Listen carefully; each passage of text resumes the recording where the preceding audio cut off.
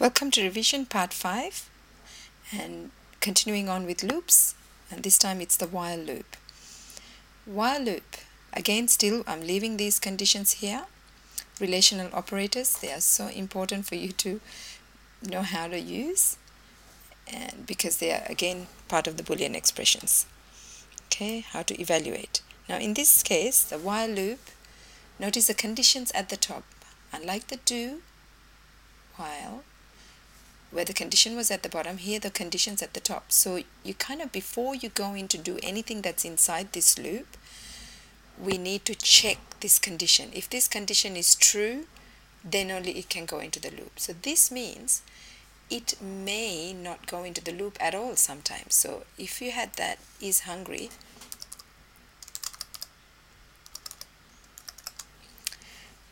if to start with the person or the cat, in the examples that we've been using, if the cat is not hungry, then it will not go into this, because is hungry becomes false and it will not go in. And notice in this case there's only one statement, so we don't even need the curly brackets.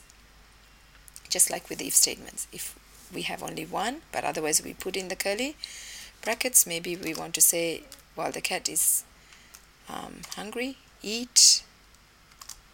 And maybe let's pretend there's another method called drink.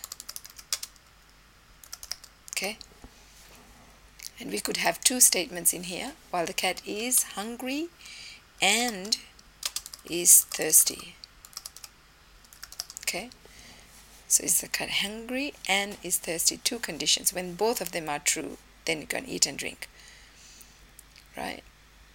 Otherwise, if it's only hungry, eat. If it's thirsty, drink.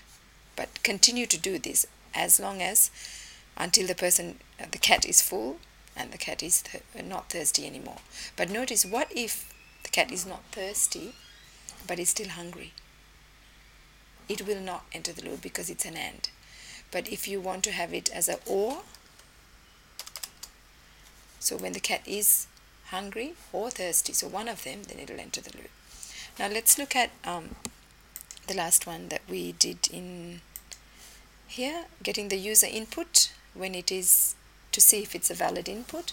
If we did not use a while loop, I want to show you how actually it is more cumbersome to use a while loop than a do while. When you know you need to go through a loop at least once, it is cumbersome. Have a look at this. Okay, I'm going to block these out.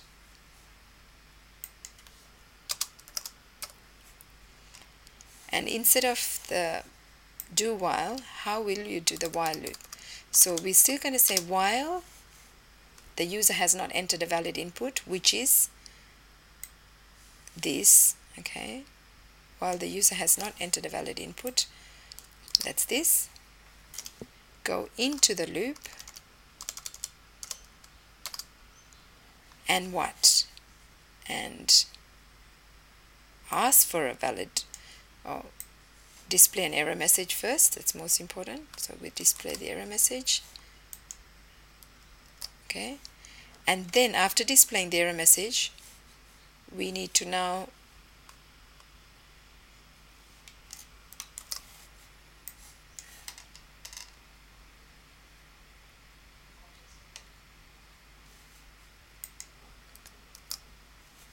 after displaying the error message, we need to then ask again.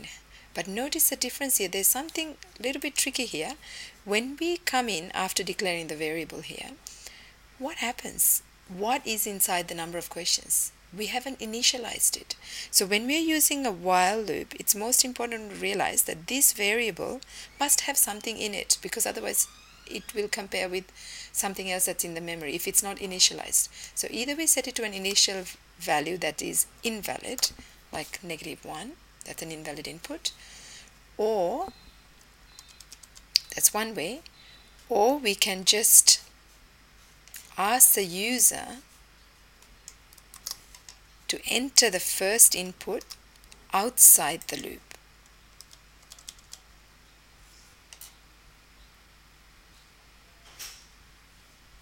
Okay, so ask for the first input outside the loop. Notice that I'm asking it outside and then I have something in number of questions to compare with.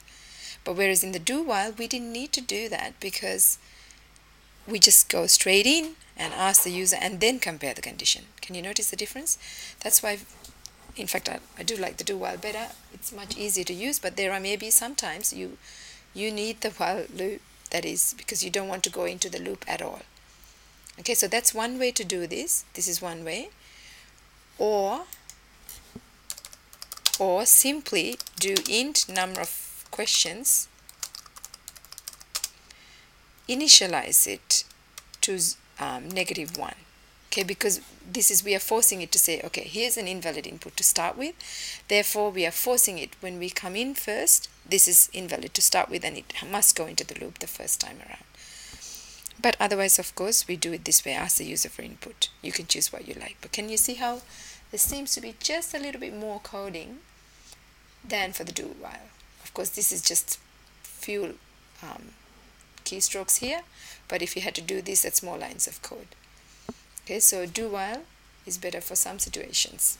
Okay, now that's the while statement. That's while loop, I mean. Alright, I think that should be enough on the while loop. Alright, there's something else that I would like to mention about both the loops anyway, with the while or any loop that you have. Let's put the do while loop here again as well anyway. Okay, when we have the condition here, we have to make sure that within the loop, within these two loops, that we must do something inside the loop to change this condition. If we do not do that, it becomes an infinite loop. So for example, if we say, is the cat hungry? As long as the cat is hungry and thirsty, we must eat or drink. What if we, instead of having eat or drink, we actually have something like dance? Okay, the cat is hungry, the poor cat is thirsty, it keeps going into the loop, it keeps dancing, but is the cat's appetite being filled or the thirst being met? No. So it's going to just keep dancing because this keeps going as true, and this is an infinite loop. Okay, so this will lead to an infinite loop. Okay, notice that over and over again because this is not changing the condition. Now whereas if we do while, and let's say we had the eat and the drinking, it's okay because once it keeps eating, it will become full eventually, or keeps drinking, it will become not thirsty anymore, quench the thirst, it will not go back into the loop. So it is most important that to remember to change the condition. Like in this case, for example, in the user, sorry, what am I getting the email for? Let's look at this. If, for example, the user keeps, when will you have an infinite loop? If the user keeps on entering invalid input. But that is not considered an infinite loop because it's by user input. But if by programmer's error, if you keep going, that is an infinite loop. Okay, because here the user may eventually enter the right answer. So it's not really infinite. So it's most important to remember for both the loops that you do change the condition. Right? Okay, that's it for this one. Thank you.